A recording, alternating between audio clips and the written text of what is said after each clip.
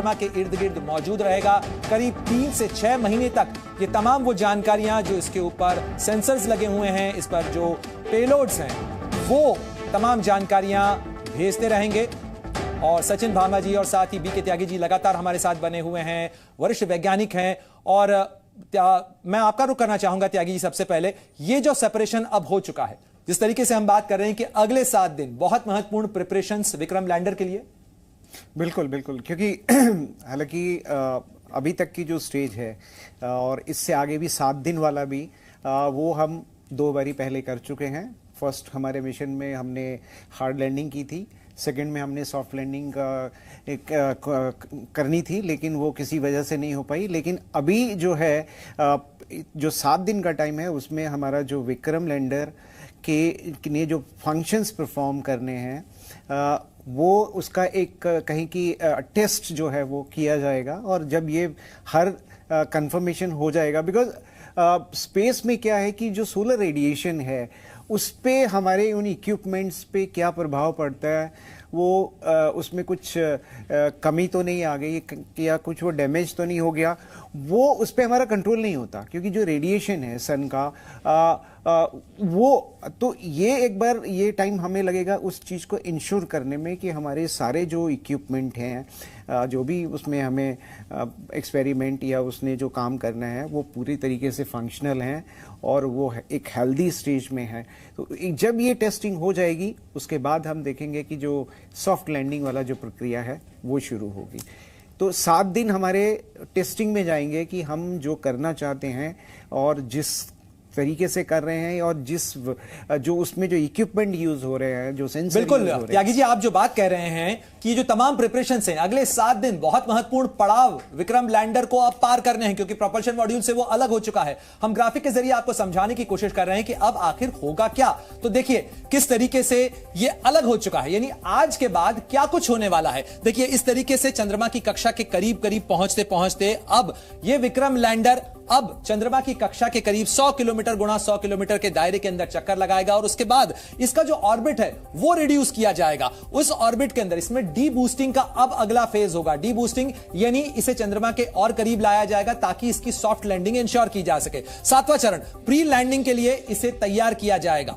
इसके साथ ही 8वां चरण होगा जब इसकी लैंडिंग होगी, यानी सबसे महत्वपूर्ण चीज यही होगी। और 9वां चरण होगा जब लैंडर और रोवर का ऑपरेशन संचालित किया जाएगा, यानी इस विक्रम लैंडर में से रोवर बाहर निकलेगा। और साथ ही 10वां चरण यह होगा कि प्रोपल्शन मॉड्यूल जो है वो 100 किलोमीटर गुणा 100 किलोमीटर की कक्षा में उसे स्थापित किया जाएगा, क्योंकि अभी भी बहुत सारे ऑपरेशन इसे मिलकर करने हैं। यानी प्रज्ञान रोवर उसकी जानकारियां भेजी जाएंगी विक्रम लैंडर को, वो ऑर्बिटर 2 जो कि चंद्रयान 2 का है उस तक तमाम जानकारियां भेजेगा। और इसके साथ ही जो प्रोपल्शन मॉड्यूल अलग हुआ है वो भी बहुत सारे टेस्ट को करेगा, बहुत सारी जानकारियां इसरो के वैज्ञानिक जो सेंटर हैं उसे भेजेगा। तो बहुत सारी जानकारियां अभी इन तमाम जो कंपोनेंट्स हैं जो कि अलग अलग हैं, चांद के करीब पहुंच चुके हैं, इन्हें परफॉर्म करना है।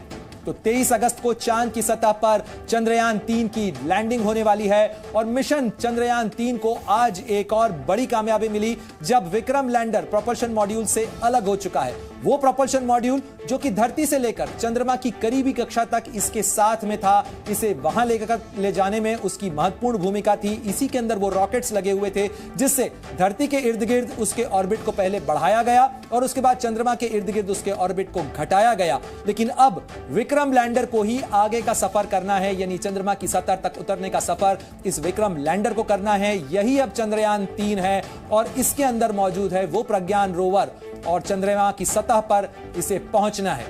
राजीव चंद्रशेखर जो कि सूचना प्रौद्योगिकी मंत्री हैं, हमारे साथ में राज्य मंत्री हैं, वो हमारे साथ जुड़ गए हैं। सर बहुत स्वागत है आपका जी न्यूज पर। सबसे पहले तो इसी चीज, इस कामयाबी के लिए आपको भी बधाई और तमाम वैज्ञानिकों को भी बधाई। लेकिन आपसे समझना चाहेंगे कि आज का महत्वपूर्ण पड़ाव भारत की वैज्ञानिक उपलब्धि के लिहाज से एक बहुत महत्वपूर्ण पड़ाव क्यों और कैसे? ये जो कैपेबिलिटी हमारे इसरो के वैज्ञानिक और इसरो एज एन ऑर्गेनाइजेशन आज डेमोन्स्ट्रेट किया है, ये देश के दुनिया के 2-3 ऐसे ही देश हैं जो इनके पास ऐसे टेक्नोलॉजी है और इनका ये कैपेसिटी है। तो मैं तो एक तो उन सबको, इसरो को और इसरो के लीडरशिप को और हमारे भारत सरकार में डॉक्टर जितेंद्र सिंह जी को और प्रधानमंत्री को तो एक तो शाबाशी और कंग्रेचुलेशन देना चाहता हूँ, और ये भी एक तरह से प्रार्थना भी करना चाहता हूँ कि जो लूनर सरफेस में लैंडर का जो वॉयज है वो भी सफल हो।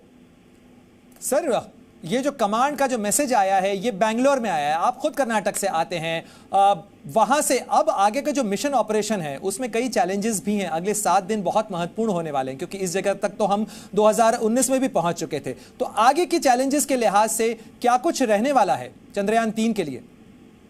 मैं आज बेंगलोर में ही हूँ, और आज आपको मालूम भी है कि G20 का डिजिटल इकोनॉमी का यहाँ पे कॉन्फ्रेंस भी हो रहा है। दुनिया के देशों में काफी सारे लोग यहाँ पर हैं, वो देख रहे हैं कि ऐसा एक कॉम्प्लेक्स प्रोजेक्ट चंद्रयान 3 का जो हमने इस हद तक सक्सेसफुली इसरो ने इसको एग्जीक्यूट किया है, इसका मुझे लगता है दुनिया के सभी देश देख भी रहे हैं और मान भी रहे हैं हमारी कैपेबिलिटी।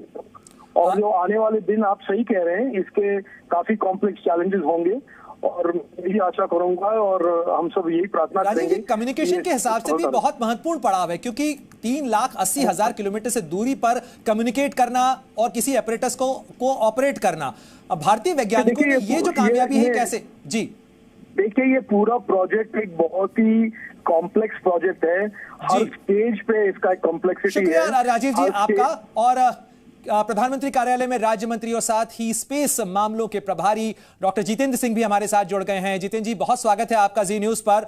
और सबसे पहला सवाल यही कि जिस पड़ाव को आज अचीव किया गया वो बहुत महत्वपूर्ण पड़ाव है, लेकिन भारतीय वैज्ञानिकों की कामयाबी के हिसाब से ये बड़ा परचम कैसे?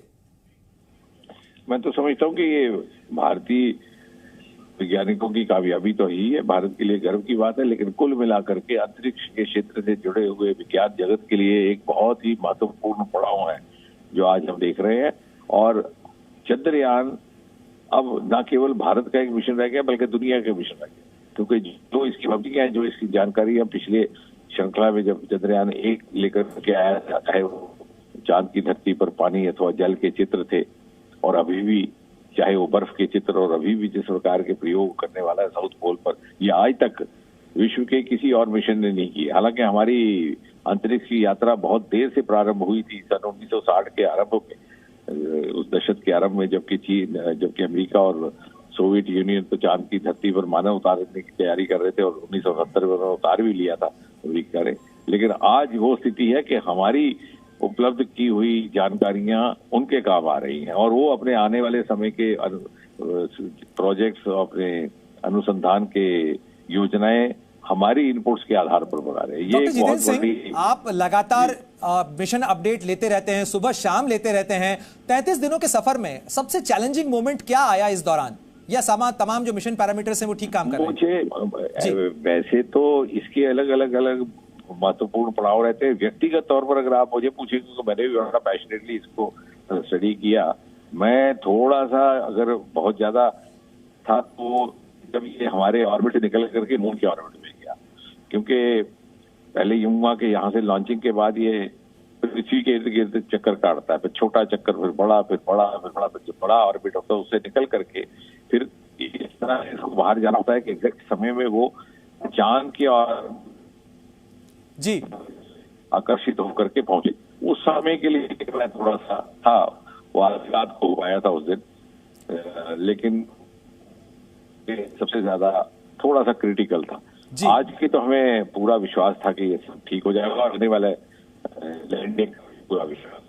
डॉक्टर साहब, आपने इस चीज का जिक्र किया कि 1959 और 60 के दशक में जब इंसान ने चांद को एक्सप्लोर करना शुरू किया था, उस समय अगर देखें तो हम उस पड़ाव में नहीं थे, लेकिन आज हम एट पार कहे जा रहे हैं। भारत की ये यात्रा बहुत किफायती यात्रा भी कही जा रही है। अगर आप भारत के इस मिशन की बात की जाए, इसकी कॉस्ट बेहद कम है एज कंपेयर टू रशिया या यूएस की बात करें, अगर आप थोड़ा सा उसके बारे में बता सकें। ये बता दूं कि कमी ना थी, की कमी ना थी, आंखों में तो अपने भी पूरे थे, लेकिन जी कुछ तकनीकी खामी के कारण आपकी आवाज नहीं आ पा रही है। लेकिन बहुत बहुत शुक्रिया डॉक्टर जितेंद्र सिंह आपका जी न्यूज से बातचीत करने के लिए, और साथ ही बीके त्यागी और सचिन भांबा भी हमारे साथ जुड़े। इस बड़ी खबर पर जी न्यूज की नजर लगातार बनी हुई है। चंद्रयान 3 से जुड़ा जो भी अपडेट होगा वो सबसे पहले आप जी न्यूज पर हासिल करेंगे। जी न्यूज।